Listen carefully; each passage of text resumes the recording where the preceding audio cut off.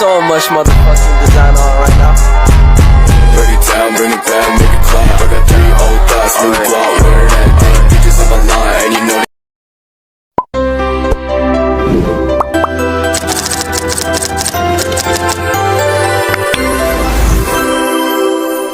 Masa Orde Lama berlangsung pada tahun 1959 sampai 1966. Periode ini dikenal sebagai periode demokrasi terpimpin. Jullie verkeerd begrip hebben van het woord geleide democratie. Geleide democratie is niet een dictatorschap. Cuplikan video tersebut merupakan beberapa penjelasan Insinyur Soekarno tentang sebuah sistem demokrasi, yakni sistem yang seluruh keputusan dan pemikiran dalam pemerintahan negara berpusat pada pemimpin negara yang saat itu dipimpin oleh Presiden Soekarno. Demokrasi terpimpin dilakukan karena banyaknya gerakan separatis yang menyebabkan ketidakstabilan negara. Contohnya program pembangunan yang dirancang oleh kabinet tidak berjalan secara utuh, serta badan konstituan gagal menjalankan tugasnya untuk menyusun Undang-Undang Dasar 1945 hingga pada akhirnya Presiden Soekarno mengeluarkan Dekret Presiden pada tanggal 5 Juli tahun 1959.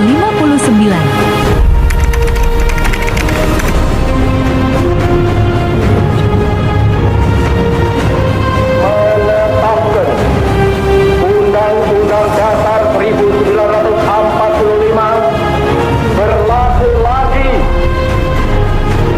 Walaupun konstitusi negara sudah kembali pada Undang-Undang Dasar NRI tahun 1945, namun dalam pelaksanaan masih terdapat penyimpangan terhadap Undang-Undang Dasar NRI ke-1945.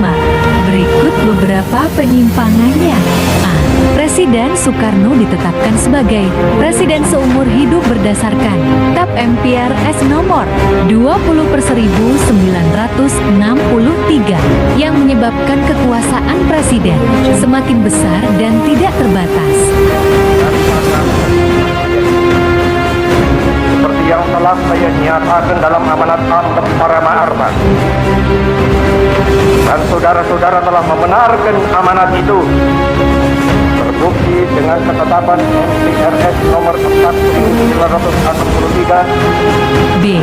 Presiden mengeluarkan penetapan presiden nomor Maret tahun 1960 tanggal 5 Maret tahun 1960 yang membubarkan DPR hasil pemilu ke-1955.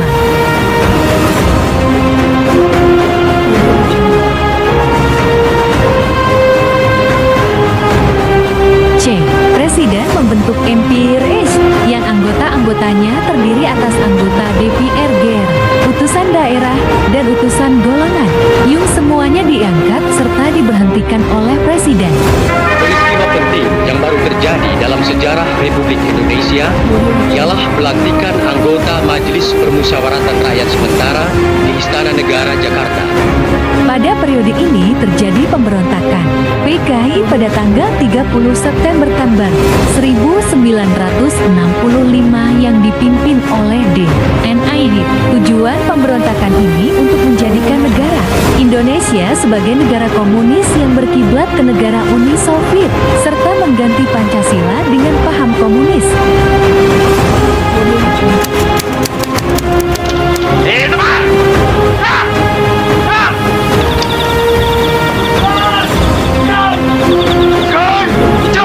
Pemberontakan ini menewaskan 6 jenderal dan 1 perwira yang jasadnya ditemukan di lubang buaya